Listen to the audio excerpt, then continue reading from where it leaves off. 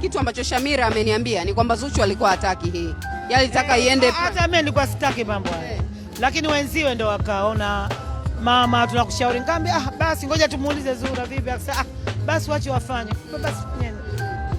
Diamond amekusifia sana pale. Mama mkwe wake una upendo, ni mama ambaye unasikiliza. Hata wakiwa na matatizo wewe unayasolve kama mama wa wote wawili, sio kama mama wa binti yako tu. Kuna kipindi ambacho lilikuja kubwa ambalo ukaona hii itashindikana? Huwezi kushindwa na ng'ombe, hashindwi na pembe yake. Na mara nyingi mimi huwa nampendelea Diamond. Mwanangu ndio huwa namgomba sana, nampendelea sana Diamond. Kwa sababu sisi kwetu, ustaarabu wetu, mwanamume yule akioa, wewe ndio anakuwa mwanao, na mwanamke akiolewa anakuwa mtoto wa upande wa pili. Kwa hiyo mimi mara nyingi nakuwa namtetea Diamond, mpaka mwanangu asema mama wewe unampendelea sana Diamond, ndio maana anakuwa mkorofi na nini. Na ukorofi vitu vya kawaida, binadamu vitu vidogo vidogo kukosana ni vitu vya kawaida.